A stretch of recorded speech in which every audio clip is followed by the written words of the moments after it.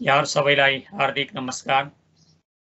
पठन संस्कृति अभियान नामक युट्युब च्यानलमा विभिन्न विषयवस्तुहरू प्रस्तुत गर्दै जाने सन्दर्भमा पुस्तक परिचयको श्रृङ्खला पनि चलिरहेको छ। त्यसै श्रृङ्खला अन्तर्गत आज 37औं भाग लिएर उपस्थित भएको छु, जुन भागमा झमक घिमिरेको मदन पुरस्कार प्राप्त कृति जीवन काँडाकी फूल को सामान्य परिचय यहाँ प्रस्तुत गर्ने अनुमति चाहन्छु।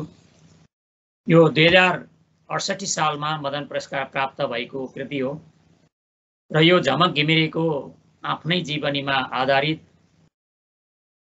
र अत्यन्त प्रेरणादायी, जीवनलाई काँडा होइन फूल बनेर मुस्कुराउनुपर्छ भन्ने यस निबन्ध सङ्ग्रहको दृष्टिकोण रहेको छ। यो 2068 साल मदन पुरस्कार प्राप्त गरेको कृति 2067 साल वैशाखमा यसको पहिलो प्रकाशन भएको हो। यसलाई अनलाइन नेपाली साहित्य मञ्चका लागि विश्वासदीप टिगेलाले यसको पहिलो प्रकाशन गर्नुभएको थियो भने यसपछिका अन्य संस्करणहरू झमक घिमिरे साहित्य कला प्रतिष्ठानले गर्दै आएको छ। यसको मूल्य 5औं संस्करणको मूल्य 250 रहेको थियो सामान्य कभरमा र हार्ड कभरमा 500 रुपियाँ रहेको छ र यो जम्मा जम्मी 250 पृष्ठमा यसको मूल भाग रहेको छ भने अगाडिको औपचारिक भागमा झमक घिमिरेका आफ्नै हस्ताक्षर रहेका छन्। खुट्टाले लेखेर कसरी उहाँले नेपाली साहित्यमा आफ्नो एउटा सशक्त हस्ताक्षरको रूपमा आफूलाई उभ्याउनु भयो। जीवनलाई सृष्टिकै सुन्दर फूल भनेर अर्थाइदिएँ अहिले मैले अर्थाएको जीवनभित्र स्वयं आफ्नो जीवन पर्छ कि पर्दैन कुन्ने थाहा छैन भनेर हस्ताक्षर गरेको यो पहिलो अग्रभाग पछाडिको पृष्ठमा यी आएका छन् चित्रसहित।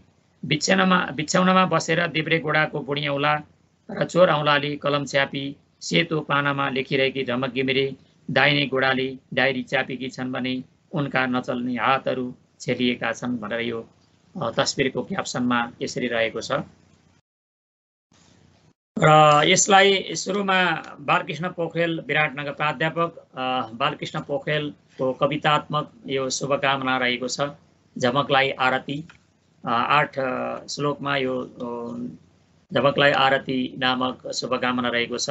झमक साना मनुष्य समाजकी झमक गायन रे मुटु माझकी झमक वीर अदम्य विचारकी झमकको गर आदर आरती झमकको गर आदर आरती भनेर यसरी बालकृष्ण पोखरेलले शुभकामना दिनुभएको छ झमक घिमिरे प्रति।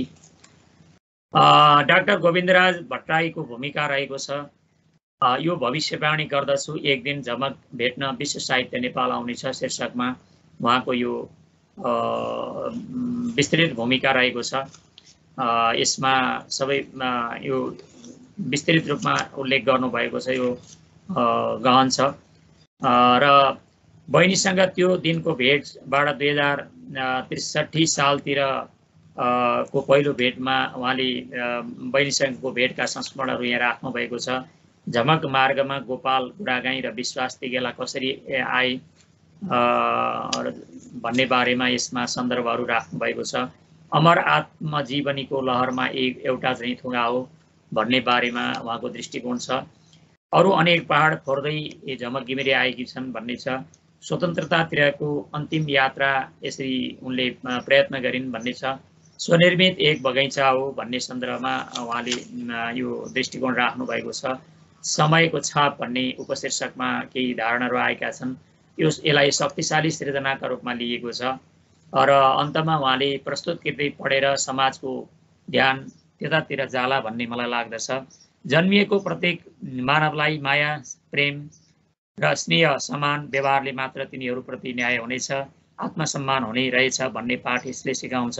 यो कुनै अनुसन्धानको आधारमा प्रयोगशालामा बसेर लेखिएको कृति होइन, परन्तु एक अद्भुत चेतना, तीक्ष्णता र प्रकाशले निर्देशित बालिकाले उसको कठोर तपस्याले आर्जन गरेको ज्ञान हो, अनुभूति हो। यो अनमोल छ, प्रत्येक शब्दले पाठक छुन्छ। ऊ कति बेला जिरिङ्ग हुन्छ, ऊ कति बेला भक्कानेर आँसुमा डुब्छ, आश्चर्यमा पर्छ र आफ्नो जीवन व्यर्थ गएकोमा आफैलाई धिक्कारेर मुड्क्याउन थाल्दछ। म सम्पूर्ण नेपाली समुदाय समक्ष विनम्र अनुरोध गर्दछु, नेपालका प्रत्येक विद्यालयमा प्राथमिकदेखि उच्च माध्यमिक तहसम्ममा विश्वविद्यालयका प्रत्येक तहमा सबै शिक्षकले यो पुस्तक अनिवार्य रूपले पढाउँ।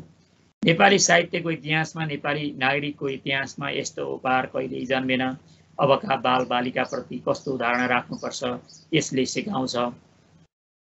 असमर्थ प्रत्येक बालबालिकाको हृदयमा एउटा झमक बसेको हुने रहेछ भन्ने चेतना नभएसम्म हाम्रा शिक्षकमा मानवता र समानताका गुणहरू पलाउने छैनन्। म नेपाली पाठक समक्ष विनम्र अनुरोध गर्दछु, यो पुस्तक नेपालका सबै तहका विद्यार्थीले पढ्न पाउने अवसर प्रदान गरौँ। उनीहरूको हृदयमा अन्यप्रति सहानुभूति, प्रेम र सहअस्तित्व नबलाएसम्म शिक्षाको कुनै अर्थ रहँदैन। अझ प्रहरी, सेना कर्मचारी, राजनीतिकर्मी जस्ता शुष्क पेसामा आबद्धहरूको हृदय परिवर्तन बढी आवश्यक छ। यस पुस्तकले सो कर्म गर्नेछ। म नेपालका सम्पूर्ण स्वास्थ्यकर्मी, समाज सुधारक, अनुसन्धाता, प्रहरी, सैन्य, विद्यार्थी, व्यवसायी सबै समक्ष हार्दिक अनुरोध गर्दछु, एकपल्ट अवश्य जीवन काँडा कि फुल पढौँ। एकपल्ट अवश्य जीवन काँडा कि फुल पढौँ। मलाई विश्वास भएको छ यो कृति नपढुन्जेल नेपाली शिक्षकको र राजनीतिक कर्मीको जीवन अधुरो रहनेछ। त्यसैले भन्दछु, सम्पूर्ण विद्यालयमा यो अनिवार्य गरौँ। म सम्पूर्ण नेपाली पाठक समक्ष विनम्र अनुरोध गर्दछु, नेपाल बाहिर जाँदा आउँदा उताका आफन्तहरूलाई पठनीय कृति र कोसेलीका रूपमा यो कृति किनेर लैजाउँ, पुर्याउँ, टाढा टाढासम्म पनि प्रचार गरौँ। नेपालमा यस्तो एक रत्न स्वनिर्मित छ, यसको पछि उभिएको सङ्घर्षको पहाड यति अग्लो छ भनी बुझाउँ भनेर यो पहिलो संस्करणको भूमिका लेख्नु भएको छ भने दोस्रो संस्करणको भूमिकामा आएको छ। झमक घिमिरेले खपिरहेको असाध्य शारीरिक अपाङ्गतालाई मेडिकल साइन्सले प्रति मस्तिष्कीय पक्षाघात भनेको छ। 11 जना यस्ता विश्व प्रसिद्ध लेखक मध्ये झमकको नाम आउँछ। Stephen Hawking, Jerry Taylor, Christy Brown, Chris Nolan जस्ता व्यक्तित्व छन्। तिनैका हारमा एसियाली एकमात्र स्रष्टा झमक घिमिरेको नाम रहेको छ। सबै प्रकारका प्रति मस्तिष्कीय पक्षाघात, असाधारण मांसपेशीय गति, गत्य अवरोधन आदिले विशेषित हुन्छ। शरीरका प्रतिवर्ती क्रिया अनैच्छिक हुन्छन् र मांसपेशीय अतिसङ्कुचन, अस्थि विरूपण जस्ता असाधारण समस्या हुन्छन्। झमकको स्थिति विश्वमै असामान्य लाग्छ। विश्व साहित्य समक्ष यी रत्नलाई यथासमयमा राष्ट्रले चिनोस्। सबै मिलेर झमकलाई अन्तर्राष्ट्रिय स्तरमा जगतमा पुर्याउँ। उनको परिचय नै देशको परिचय हुनेछ, उनको परिचय नै देशको परिचय हुनेछ। यसरी उहाँले यो भूमिकामा अन्त दोस्रो संस्करणको भूमिकामा यसरी राख्नु भएको छ। गोपाल गोरागाई जसले झमक घिमिरेलाई अगाडि बढाउन उहाँले विशेष भूमिका खेल्नुभयो, उहाँको पनि यसमा भूमिका रहेको छ, शुभकामना रहेको छ। नेपाली साहित्यमा नयाँको दया भन्ने शीर्षकमा उहाँको यो भूमिका छ। 2066 कार्तिकमा उहाँको यो लेखिएको भूमिका। विश्वासदेव तिगेलाको अर्को यहाँ रहेको छ, जो प्रथम संस्करणको प्रकाशक उहाँ हुनुहुन्थ्यो। भगवान नभएको निर्गोल यदि छन् भने पनि हामीले सोचेको जस्तो निष्पक्ष र दयाकारी छैनन् भन्ने शीर्षकमा यो आएको छ। र स्रष्टाको कलम जो झमक घिमिरेले यसमा 5 पृष्ठमा आफ्ना भनाइहरू यहाँ राख्नु भएको छ।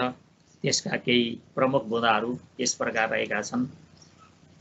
मान्छेले जुन जीवनलाई भित्री तहसम्म खोतलेर जान्न र बुझ्न चाहे, तर मैले विभिन्न बहाना गरेर पन्छाइदिएँ। तिम्रो जीवनलाई हामीले बुझ्न, जान्न, छुन, छाम्न र त्यसको अनुभूति गर्न पाउनै पर्छ भनेर कर गरी म जीवनको उत्तरार्धमा गर्ने कुरा जीवन आधा पनि नबाजिकन गर्दैछु भन्ने लागिरह्यो। यो लेख्दा म कलम त समातेँ, मनमा समयभन्दा अगाडि नै यी कुरा आउँदा युगले मलाई के भन्ला, किनभने म जीवनको उत्तरार्धमा गर्ने कुरा जीवन आधा पनि नबाचिकन गर्दैछु भन्ने लागिरह्यो।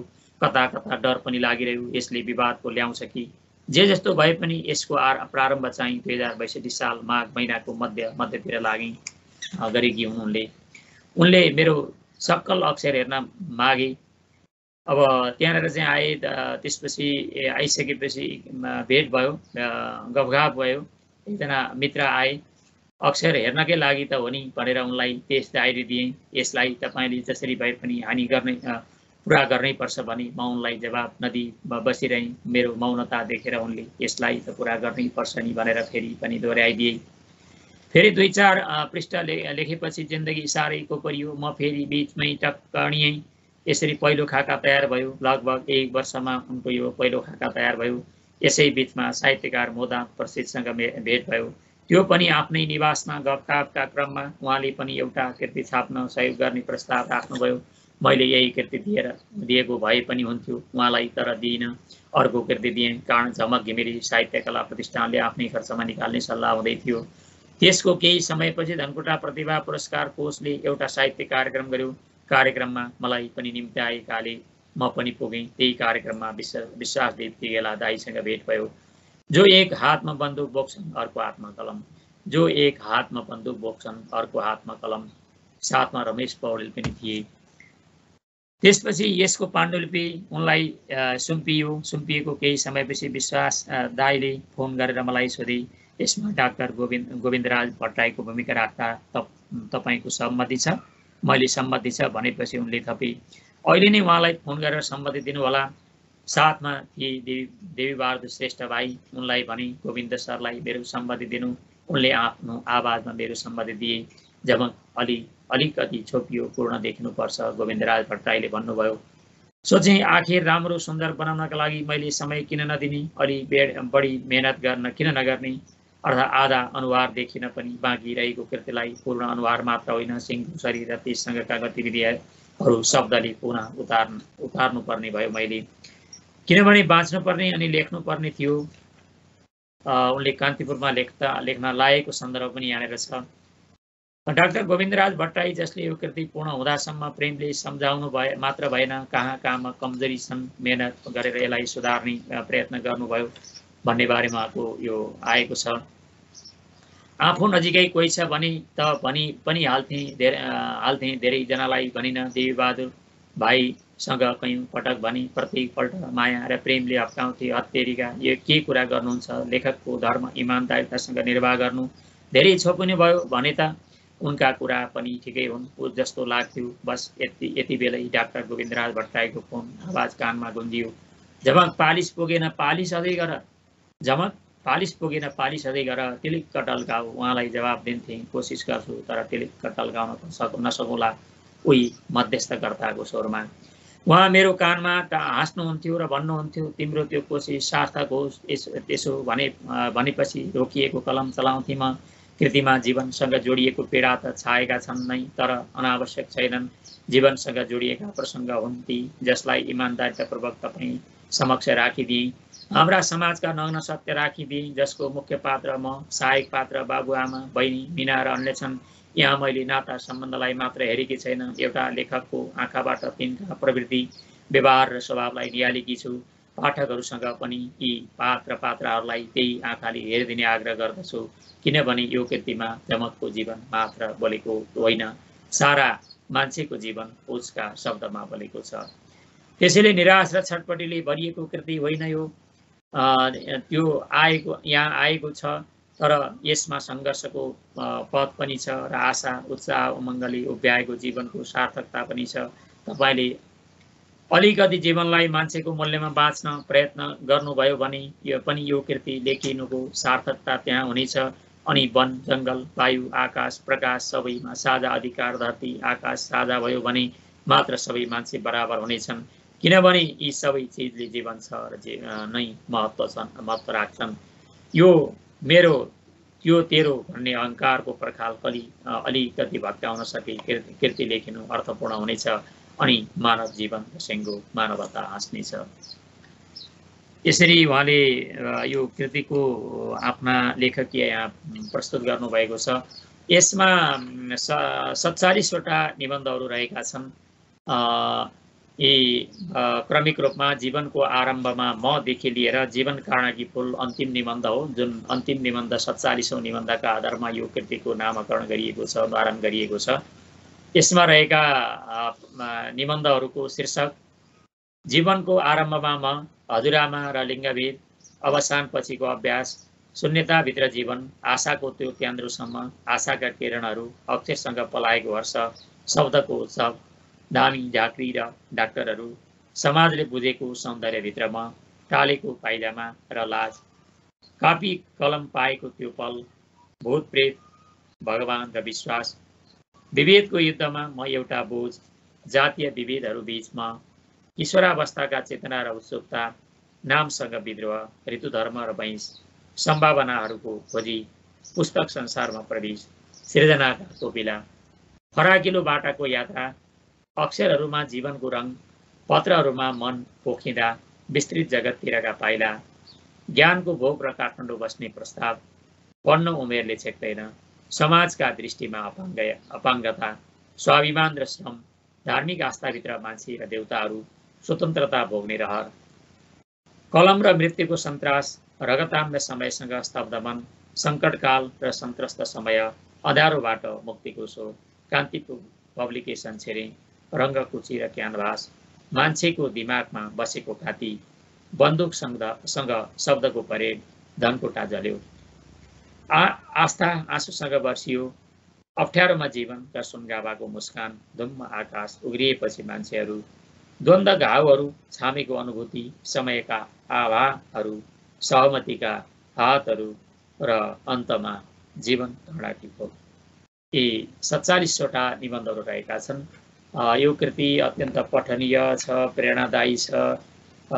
यसलाई बारम्बार पढेर यसलाई आफ्नो जीवनको एउटा आदर्शका रूपमा यसलाई लिन सकिन्छ।